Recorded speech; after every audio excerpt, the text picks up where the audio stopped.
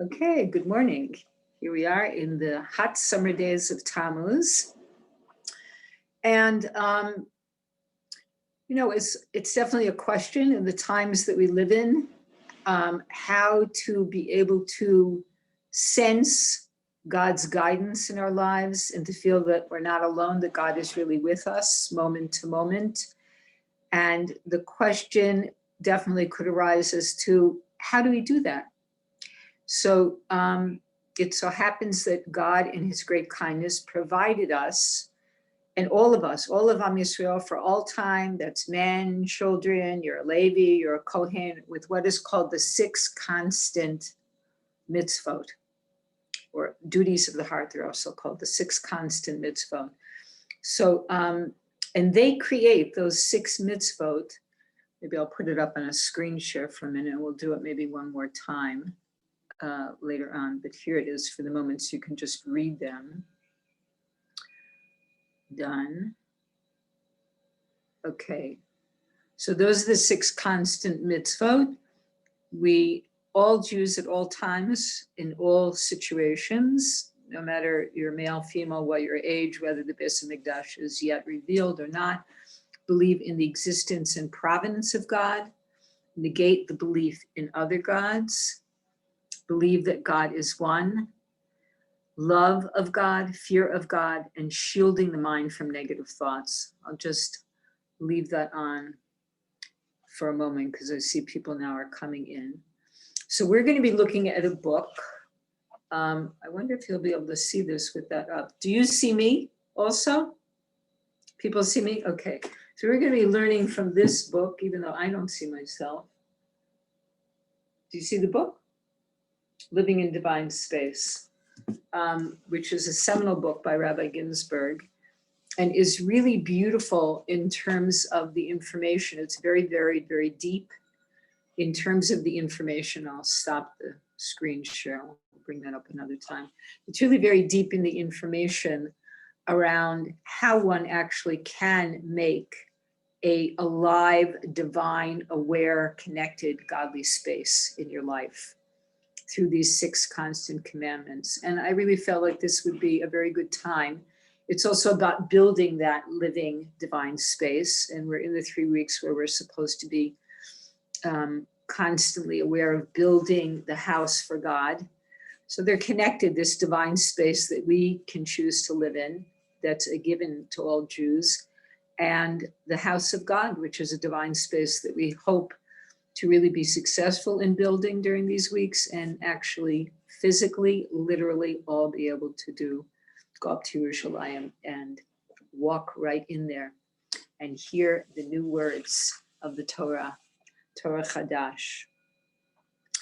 So the book, which is called, we'll just show it again now that I can actually see myself, which is called Living in Divine Space. We're going to be going through actually the introduction of it, which I feel is important, begins with a phrase, B'kol libi dirashtecha. With all my heart, I seek you, God. With all my heart, I seek you. And let's find out why the Rav chose to begin the whole book with that pasuk. Seeking God with all our hearts is the essence of Jewish meditation. Good, somebody got on, was trying to get on, great. So seeking God with all of our hearts is the essence of Jewish meditation and Jewish awareness. And in particular, in order to find God and reveal him in this world, we have to actually seek God. We have to take an proactive approach. God placed us on earth and concealed his presence in order to play with us the most well-known and holy game called hide and seek, right? In our world where God is, the truth of God is not necessarily visible, so God is hidden, godliness is hidden. We know that also there are many different ways that God gives us through the mitzvot, through learning, through prayer, through hashgacha pratis on a moment-to-moment basis for revelation of godliness. But in this world, godliness is veiled behind many veils.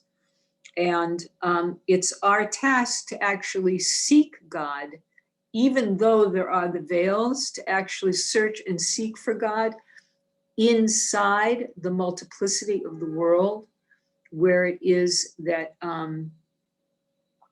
we can actually find him. By consciously seeking God, we bring God joy. Isn't that wonderful? That's really a wonderful thing to think about, that just by consciously wanting to connect with and seeking God, this brings nachas and joy to the Eibishter, as it were, and fulfills God's desire in creation. Our deepest need is to reveal God in our lives, and this is God's will as well. We need to reveal God. We need to feel the presence of God and God's guidance, and actually be very tuned into the hashgacha pratis of godliness in our lives, and the guidance, the messages that God is sending us. We've talked about this in the past, from that super conscious realm called Keter into our consciousness, to enliven our consciousness, help us make decisions, help us make choices, help us be aware from moment to moment how we're going to walk on the path of godliness. And so the seeking of God is a combination of all of these things. And the question really comes up is to how? How are we going to find God? Where are we going to find God? Where are we going to seek for HaShem? So God reveals to us his ways, the paths and roads along which he himself walks, so to speak, which is the Torah Emet. The commandments of the Torah are the ways of God, the place to go when seeking God.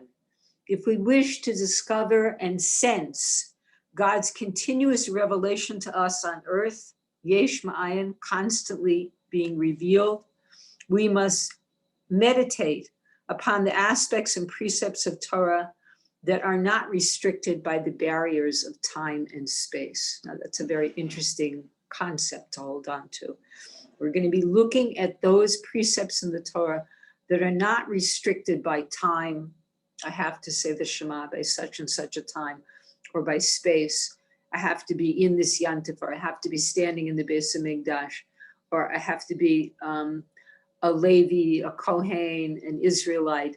That time and space, there are aspects of the Torah that are not boundaried by particular time and space. And for this reason, the most fundamental approach to Jewish awareness, Jewish meditation, is based upon what we call the 6 constant commandments of the Torah that we just showed on the screen. And they're called the duties of the heart. We'll just flash that one more time. That screen share, so people can see it. Those are the 6 duties of the heart. Okay, so you can take a look at that. I also put that up on the In-Gathering WhatsApp group, so you can see it there too. Okay, brief. I'm into brief screen shares. I hope that wasn't too fast. Okay, Kabbalah and Chassidut emphasize Jewish connection, Jewish meditation, as an essential technique in communication with God. I just want to make a segue here and say that when we're using the word meditation, we're not talking about it in a regular sense in the secular world. We're not talking about meditation practices. We're talking about focused thought, focused intellectual conceptualization. And it's really a lot of work to enter into communion and into communication with God. That's what's being talked about, an active awareness and dialogue, right? So this is a certain way of communicating with God. With regard to this meditation, as regard to any growth process, there are 3 stages of spiritual development that parallel something that is really actually a mathematical concept that we live with in the spatial time-oriented world. And that is that there is the concept of a point, a line, and an area. He's going to explain them, and then he's going to bring them back into Al Pi Chasidut, how they relate to us as in Am Yisrael. So in a narrow sense, a point, actually also a yud is called a point in the Aleph Beit. A point is a zero-dimensional mathematical phenomenon. It's just a point. It has no dimensions. It's where everything starts. So that's a point.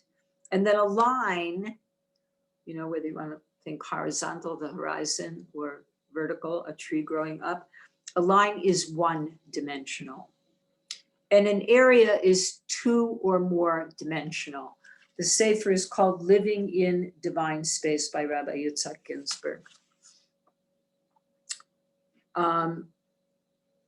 In human consciousness, the state, now he's going to bring the definitions further. In human consciousness, the state of a point is the experience of remaining static, meaning you're not moving, nothing is moving, everything is static.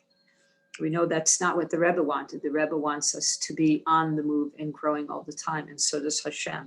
But there is within life the concept of a point, which means being static. You're not moving ahead. There's no sense of progression and growth. And then the state of the one-dimensional line is the dynamic experience of motion, and it's at a constant, unchanging speed. So that's interesting. There's a progression, there is motion, but the speed is not changing. It's constant, steady, one speed. Go ahead. This type of velocity is called linear velocity. And then the two-dimensional or beyond two-dimensional concept that we call an area is the experience of acceleration or ever-increasing speed. And mathematically, this is an acceleration that has a multiple of dimensions to it on a mathematical level. So now he's going to take it deeper and bring it back more into the realm of Hasidus. Defined in a broader, more profound sense, the point is not meant to be taken literally as zero-dimensional, nor the line to be understood as one-dimensional. These are actually three progressive stages meant to be understood in relationship to one another. And now here we are, we're going to tie it into human beings and obviously on Israel. The point is the point of departure in relation to our spiritual journey ahead. So whenever a person is on a journey, let's say, you know, I woke up today and there's like a plan, a thought in my head, what I'm going to do, but there's a starting point. There is a point of just beginning to stand or sit and focus. Did you focus at that moment? This is where I'm going. This is the plan for the day. It doesn't mean it's going to unfold that way, but that's the point of departure, the point of focus and beginning on this spiritual journey. The line is the consciousness of actually progressing towards our goal. So then suddenly we switched from a thought of this is the point of departure to bringing in the realm of consciousness of progressing towards what we set up maybe as mini goals during our day. And the area is the experience of reaching the goal, possessing it, and being possessed by it. And the Tanya talks a lot about this, that when we are thinking about something, that we are trying to wrap our mind around, that our mind is contemplating it and we are trying to grasp the details of an idea, a concept, a new plan in the family. We're trying to literally wrap our mind around it, which visually should bring the sense of makif. We're trying to surround it, right? And grasp it. But in doing so, the interesting thing is the other side happens, that as we try to grasp it from the outside and wrap our mind around it, it enters into us and we become possessed, or we become enveloped by it. So we try to envelop it, but it also envelops us at the same time. Both happen at the same time. There's a progression. That's what's called the area.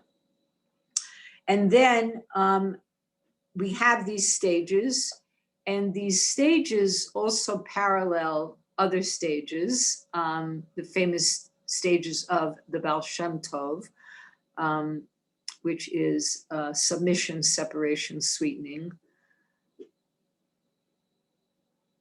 Hachna'ah, Havdalah, Hamtaka. To think about it in Hebrew. Okay.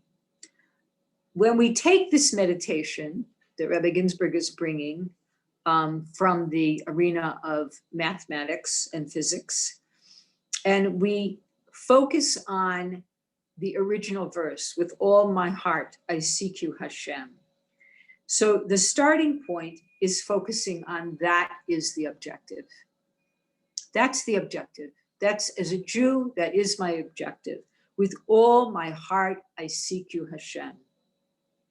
And then we're going to go in a well-defined direction that includes certain parameters of orientation. In order to actually accomplish this, there's going to come into our consciousness, how do we set up the parameters, the boundaries, the thresholds, the entrance ways, how we're going to walk on the path, what we're going to be doing, that are going to allow us to progress and be conscious about what we're seeking, which is this connection with God with all my heart, right? And those parameters are called the 6 spatial dimensions surrounding us. What are the 6 spatial dimensions? You can relate to being in a sukkah and shaking a lulav, although they're not going to be in the same order, but we will review that in the book. So the 6 spatial directions that exist in all the world for all time are above and below, front and back, right and left. Those are all the directions that exist, above and below, front and back, right and left. Each of which corresponds to one of the 6 constant commandments that we call the duties of the heart in the Torah, that are meant to ensure our constant awareness of God. So when I started at the beginning and I said, we really want to feel the guidance of God, and we want to feel that God is close to us and with us, and that my sense was, if we study this, this is going to show us a way to do it, because it's going to ensure, by learning this, it's going to ensure and develop within us a very keen, deep sense of constant awareness of God. And that will be us trying to grasp God. But then there's going to be another aspect of it, which is God enveloping and us in this, what's going to be called living in a divine space. The full area, remember the area, of meditative consciousness is becoming so engrossed in the depth of the meditation. Your meditation could be with all my heart, I seek you. It could be HaShem is recreating creation every moment, yesh ma'ayin.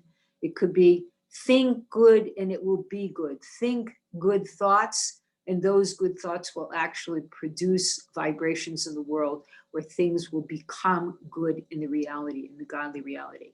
So there are many concepts from the Torah that one can meditate upon. Pick up where I was. So we can become so well, our awareness can be so well developed in the meditation on both an intellectual and emotional plane, that we transcend the limited state that we call self-consciousness, and we undergo a metamorphosis, and we become one with the divine truth that is embodied in the meditation. So there's a certain goal that's being stated here in the introduction to the Sefer Living in Divine Space and the 6 duties of the heart, where it is that we want to be able to develop our mind and our heart connection with these 6 constant mitzvot, to the extent that they take us to an expanded consciousness where we meet with God. We actually meet with God. Rather than God being, we talked last week about there's an experience of God being outside us and then God being inside us. The light is outside us, the goodness is outside us, and then we have to take it in and see it and really believe it and experience it. So that's part of this concept of learning the duties of the heart. Now, a little bit more he needs to add in order to get us into beginning to look at the 6 constant commandments, that Chazal, the sages, refer to prayer as the service of the heart. Since the initial point of meditation is, with all my heart I seek you, it can be understood as the service of the heart. We see that there exists an intrinsic relationship between meditation, awareness of godliness, meditating on the godless, the greatness of God, meditating on how God woke us up this morning, on everything that's hashgacha pratis in our lives, that God gives us, all of the amazing brachas that we have in our lives right now, this very day, this very moment. All of these meditations are connected with our prayer. And they're connected also with Hashem's prayers for us, Hashem's desires and ratzon for us. Indeed, prayer is the culmination, the consummate expression of this 6-phase meditation. And it's the point of focus actually in the middle. Well, in the following, when we develop this more, then we'll get to, of the 6 constant mitzvot that surround us, above and below, front and back, right and left, there is in that space, that living divine space, there is a middle point. And that point is, ani tefillah, I am prayer. So the prayer is the 7th point. It's right in the middle, as if we are standing in the middle of that living in divine space, and we are praying in order to connect. So that's what he's referring to. That prayer is the point of the 6 directions of divine space and creating it into a living experience. As will be explained, prayer is the striving of the soul. Right? We want our souls to strive. That's a good idea. That's also a very good idea. Prayer is the striving of the soul to transform the meditative state into divine life, to metamorphosize out of a state of self-consciousness into a state of divine consciousness. So there the goal is set. We want to be able to connect with Hashem so that we change, we transform out of a state of self-consciousness, and that we come into the state of godly, of divine consciousness. And that's practice all the time. That's not just we arrive there once and then we sort of hover there. That's a constant avoda, it's constant work on our part. Every day, every moment of every day, we're striving to be able to try to enter into that divine space at least a few times a day during prayer or during study, during connection with Hashem, to try and enter it. Okay, so we're gonna start chapter 1, which is called The Soul and Reality. What is the soul in terms of reality? The mind is the interface between the soul and reality. Our minds, our seichel, our intellect, all that we think of when we think of seichel, of mind, is the interface between the soul and reality. All of us are constantly bombarded with stimuli and sensations from the outer world. And it is our mind which processes this onrush of sensations. You could take for a moment and picture yourself in a deeply wooded, green, lush, oxygen-rich forest that's quiet, except for the birds and the flowers and the air around you. Or you could picture yourself in a huge mall at the busiest time of year, at the busiest moment, and the amount of noise and overstimulation that are going on there. Obviously, that's a stark contrast, but you could understand from that wherever we are at any given moment, our mind is taking in just tons of information, processing it, sorting it out to enable us to make distinctions and go forward. What's the most important part of this in terms of our, with all my heart, I seek you, God, is that our mind determines which sensations are to be taken note of, and then classifies and arranges them and decides which response is appropriate to which stimulus based upon past experience or principles that you hold by.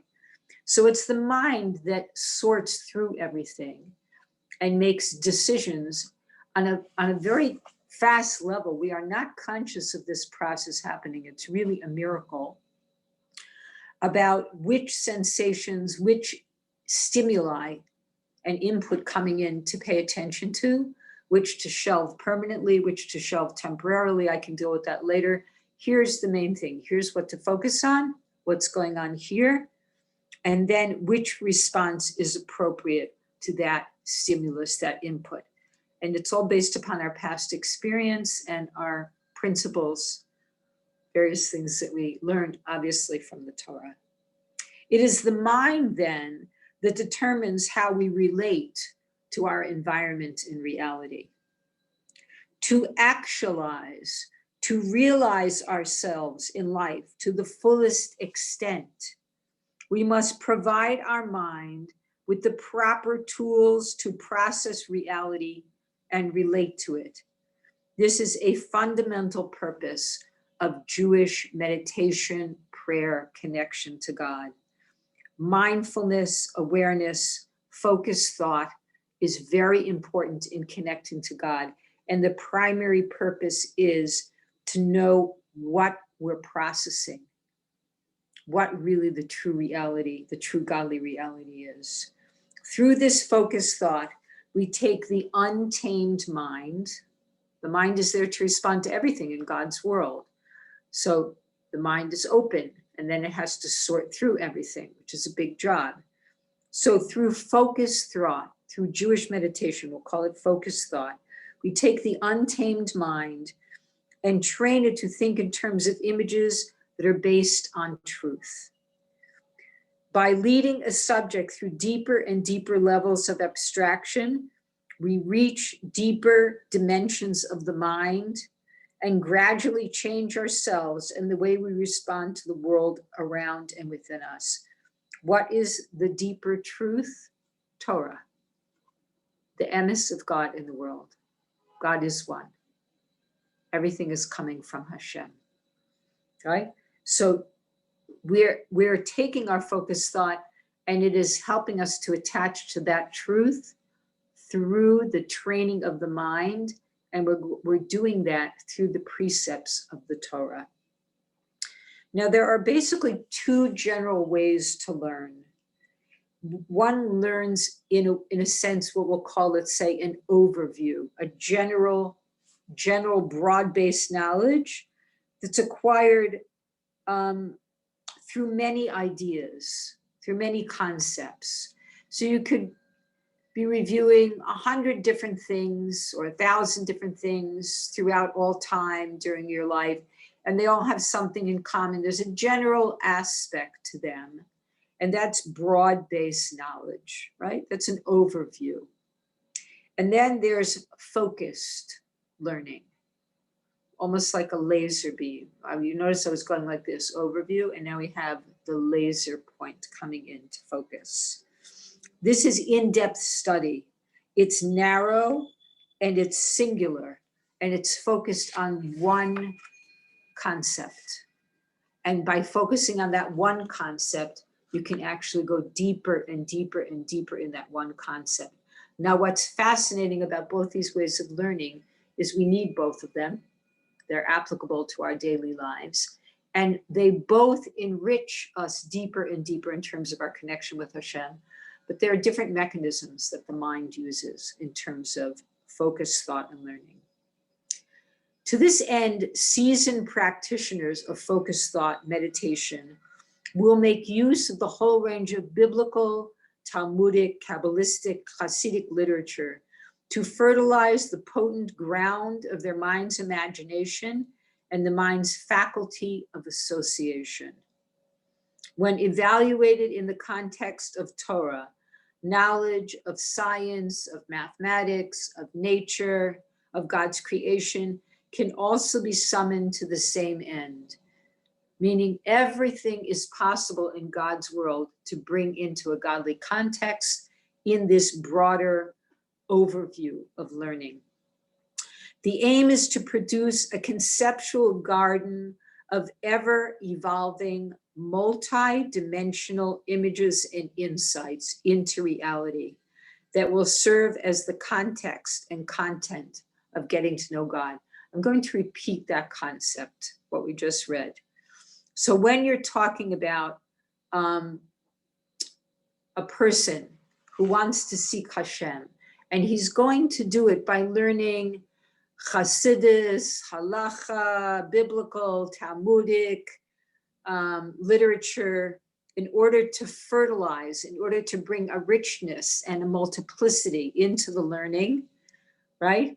And it's going to feed, it's going to fertilize the ground of the person's learning, their imagination, the faculty of association, associative thought, and even in the extent of learning knowledge of what are called pure sciences, physics, quantum physics, mathematics, nature, God's creation. They also can be summoned into this general learning of knowledge in order to see and connect with godliness in the world. And that, which is an overview of so many multiple diverse aspects of God's creation, can bring about a very rich garden of ever-evolving, multi-dimensional images and insights into reality. And all of this will serve as a very rich context and content of godly awareness. Now, Jewish meditation is called the preparation for all prayer, for all avoda, for all of our work, our carrying out work, and for all connection to our source in HaShem. In other words, we're meant to learn and meditate upon Jewish precepts and concepts prior to entering into prayer, during doing mitzvahs and acts of goodness and kindness, all of our work, all of our avoda in the world that God has given us in our personal and community worldwide missions. And we have to also do this as a way of connecting with our source, with our godly source. In Jewish meditation, we strive to understand in depth the divine truths embodied in the Torah and in the marvels of God's creation, which in themselves bind us to God, the Creator, and His Torah. When we're trying to understand the depth of divine truths, let's say, within the marvels of nature, and we're really seeking to see godliness there in the hide and seek game, so they also bind us. Finding God in those places, seeing God in those places, binds us to God as our Creator and His architectural plan of truth, Torah Emet. And we also strive to establish points of connection between them in our personal life. So not only are we seeking God, not only are we practicing this through our prayer, through our focused thought, using the talents and the gifts of our mind to be able to make connections, but we're meant to establish those points of connection with God and bring them into our personal life so that they begin to have application and relevance. We enhance the potency of our meditation by hearing the holy words of the Torah, ideally in Hebrew, the language of creation, and simultaneously envisioning the holy letters. Like we would count a jewel one by one. That's how precious the otiot, the holy Hebrew letters are. Enamored by each aleph beit, unable to let it go and leave it in order to pass on to the next. We bind each letter to the next one as one binds one flower to another, creating a beautiful bouquet. It's very poetic language the Rav is using, but he's really teaching us how incredibly precious the channels of creation are that we call the Aleph Beit, that they're divine. They have divine, pulsating, alive, vibrant, godly energy in them at every moment. And when we say our prayers or we learn in Lashon HaKodesh, in the Hebrew language, so it brings another level with it. If this is difficult for you, try with a study partner, a chavruta, try at least to say part of it, maybe one word, maybe a phrase in Hebrew, then explain it in the language, obviously, that you're comfortable with, but at least to look at the letters while the person maybe who's better at reading the Hebrew reads it to you. So you make a transition, you make a connection to those letters. Especially, we're supposed to do this when we're saying the Shema. One should really strive to say that in Hebrew. Okay. To know God. Jewish meditation begins with the awareness that God has instructed us to meditate on him and his omnipresence in order to experience and know God in every facet at every moment of our lives. We must first commit ourselves to fulfill his command. As the Torah states, you shall know this day and take to heart that God is God in the heavens above and on the earth below, and there is no other. In the Tanya, the classic text of Chasidic thought by the Alter Rebbe, Rabbi Shneur Zalman of Liadi, the Alter Rebbe concurs with the opinion of those rabbinic authorities who count this verse as one of the 613 commandments of the Torah.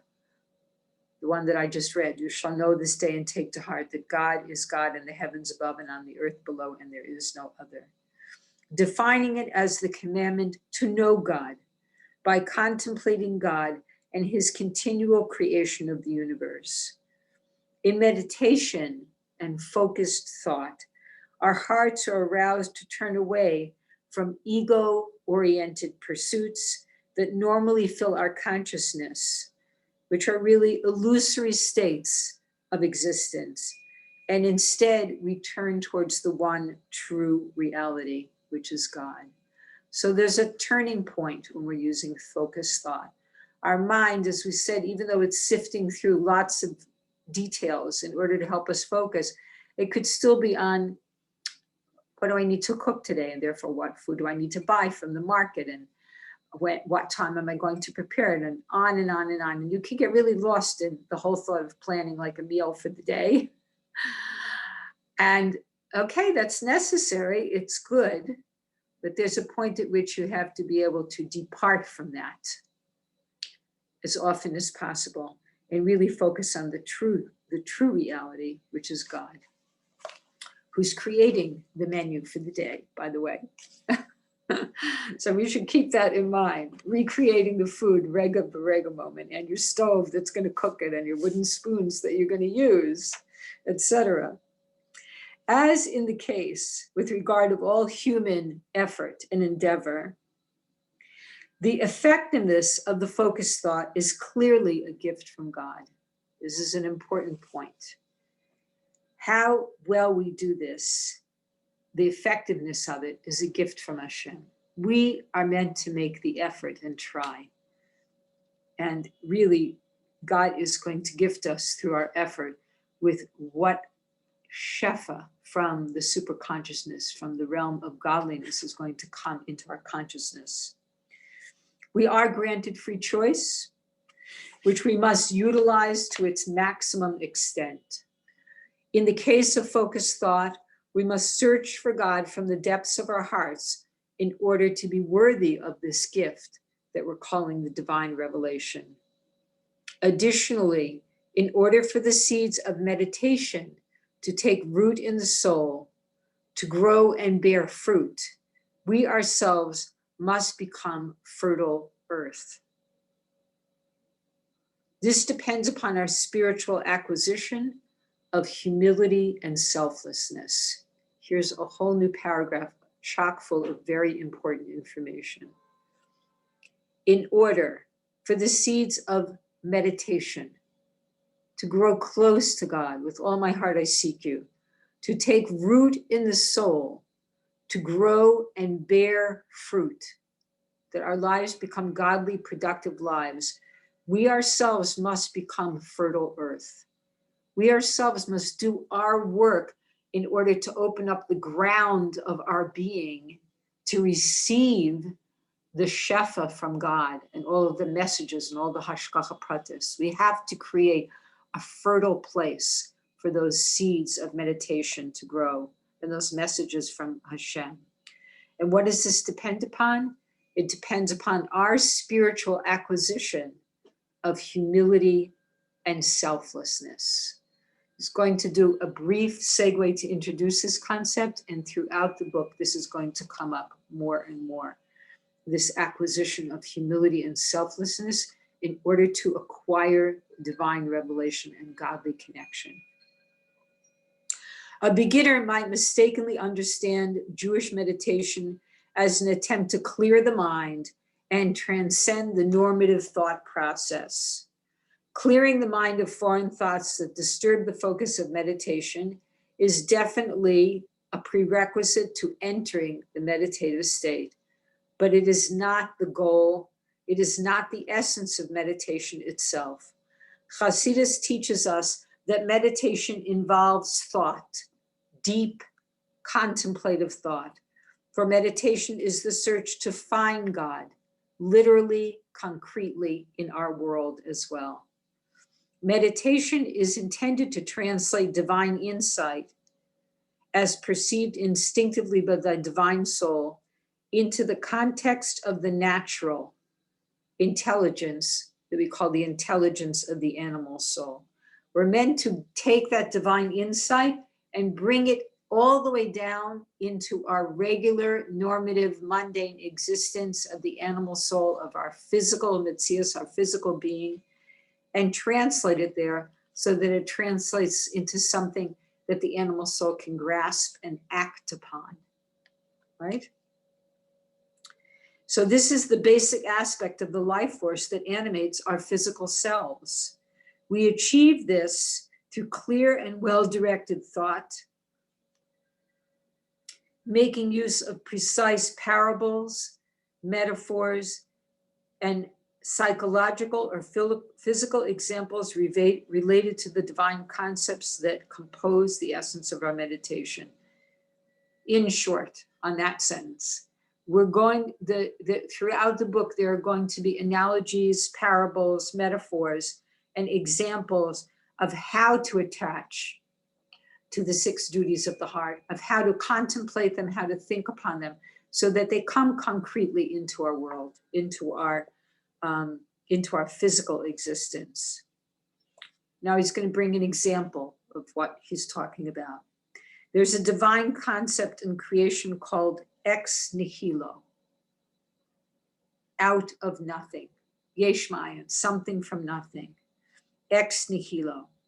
And it might be translated into a context understood by the animal soul via the parable of the seed. By meditating on how the seed must first go into the ground, and when the seed enters the ground, the first thing that starts to happen to the seed is it starts to decompose. And it decomposes, and it decomposes more over time, and it rots in the ground, reverting to a relative state of nothingness.